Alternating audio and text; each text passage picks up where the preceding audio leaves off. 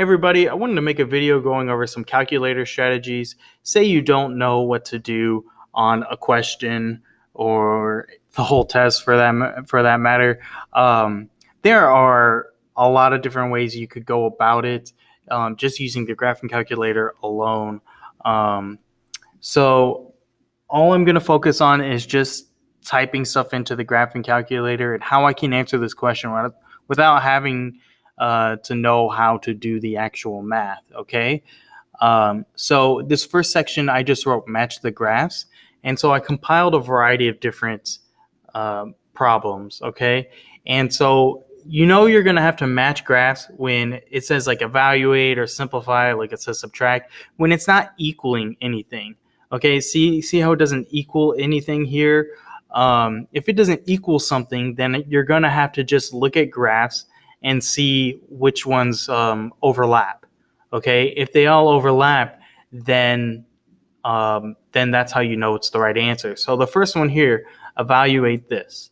So what I did was I typed it in, and then it's time consuming, but you'll have to type in the answer choice for A. You'll have to type in the answer choice for B. I mean, obviously you can stop once you get the answer, but looking at this, if I go to F2, I've typed everything in. So, and I press enter, I don't see anything. So I go back and I go to F3. Oh, I should just click it. There we go. That's not the answer. All right. So I go to F3. I click that. That's not the answer. See how the graphs are right up here? So I go back. I need to go to F4. Click on that. And look, it overlaps. So the answer would be x squared plus 5. So I'd circle x squared plus 5. See? So on a subtraction one, type it in. It's a lot to type in, I understand. And then I'll type in my answer choices. So here I have it typed in already. And then let's see here, start with F6. So A is going to be F7. So F7, I'll click on that. Is the answer A? I don't even see anything pop up, so it must not be F7. So I'll go back to F8, and that'll be answer choice B. And F8's a little off. All right, so I'll go to F9. That'll be answer choice C. And then it looks like it might be F9. Did I click on it? Sorry about this. Thought this was going to go differently. Yeah. Okay, F9's there. And then F10. There we go. Okay, so F9 went off screen and F10 overlapped. There we go, because the color should change. That makes a lot more sense. I got confused because I saw the graph go bold, whatever.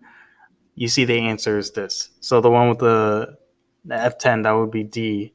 That will be my answer. Okay, so just keep going on. See, it says evaluate 2x plus 4 to the third power. So I'm going to go 2x to the fourth plus 2x plus 4 to the third power. So start typing in your answer choices. Answer choice A would be F12. It's not F12. Answer choice B would be F13. It's not B. Answer choice C. It's not C. Answer choice D overlaps. So it would be this one, 8x to the third plus everything else. So this one's a little different. Identify the domain and range. You got to know that domain deals with the x's, range deals with the y's. So I'm going to look at the graph on this. So here's the graph. If you can't tell that it went down 5, I mean, the minus 5 tells you it went down 5, 1, 2, 3, 4, 5. It started down 5. You can pull up, you hit menu, and then you go to view, and you can go to the grid and go to align grid, and maybe that makes it a little easier for you to count. But look, it's starting at 5 and then it's going up and to the right. So if it's going to the right, that means x is going to be greater than 0. That's what that tells me, because this is the 0 mark on it. If it's going up from -5, that means y is going to be greater than -5. So it looks like it's going to be A right here. Okay, it wouldn't be any of the other ones, because greater than means it's going to go to the right, and for the x's, and up for the y. So this one says, what's the domain of the inverse? So inverse would be your keyword here. Inverse means opposite, just means flip it. So you're going to look at the graph of x squared minus 3, and then let's see here. It went down 1, 2, 3. So it's y is greater than negative 3, but inverse means opposite. So that means the domain is x is greater than negative 3. So I just go for C, x is greater than negative 3. You see how I answered that? I didn't have to calculate the inverse of that at all. This next one, what are the asymptotes for this equation? 2 over x plus 5 plus 1. I'm going to go and I'm going to graph 2 over x plus 5 plus 1. All right? And so the asymptotes are at, if it's in y equals, you don't have to type it in as a relation. So it's at y equals 1 or y equals negative 1, looking at my answer choices. So I'm going to look at y equals 1 and y equals negative 1 and see which one of the y ones are my asymptotes. All right. And then, so here's 1. And you see an asymptote means it should get really close to it and not touch it. Look at negative 1. It goes right through it. So it can't be negative 1. So I've already eliminated the answer choices where y equals negative 1. So I've already eliminated B and D. So now I just need to get to A and C. So it's either at x equals 5 and x equals negative 5. So with that, you'll have to type in a relation.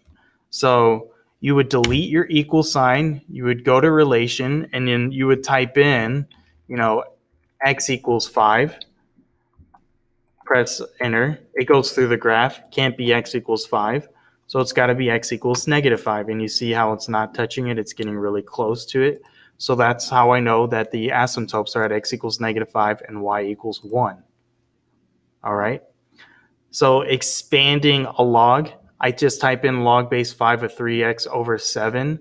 So this one's a little bit, this one's kind of interesting because when you type it in, if I look at F22, 2 of these are going to show up as the right answer. So you type this in, it overlaps, and you're like, oh, it must be A. But expand means expand means stretch it out as much as you can. So looking at G and H, those aren't going to be the answers. But looking at J, this one's expanded a little bit more. So look, here's G, you see it doesn't work. Here's H, you see it doesn't work. Oh wait, I skipped one. Yeah, because this is D, so I forgot to type one in. Okay, so this one has more stuff going on. It has 3 terms. This one only has 2 terms. So this one has to be the answer. The answer is D because it has 3 terms. It's the most expanded when compared to F. Okay, so just don't, that problems like that, you might want to type in all of them, or type in the most expanded one first and go from there. If you're describing a transformation, type in the original that they give you, type in the new one, or make it as simple as possible. So if they give you, if multiple things are going on, like if it says 1 over x plus 3, and then on the outside it says minus 4, then type in 1 over x plus 3 first, and then type in 1 over x minus 4 second. So you can easily identify those. If it's just one transformation, it's very, very simple. I type in 1 over x, I type in 1 over x plus 3. You see that it went to the left 3. That's all there is to that one. So just look at the graph and see how it moved. This one, y equals 7 to the power of x. Okay, so you have to convert this to a log. Let's say you have no idea how to do logs. So I'm going to look at y equals 7 to the power of x. You could just type in 7 to the power of x, but I typed it in as a relation because all these other ones, you have to do relations because they're x equals or y equals. So, oh no, I'm going to run out of time in 20 seconds. So type it in, press enter, x equals log space 7 over y, and that's the answer to that one. So I'll pick up from this condensed one. All right.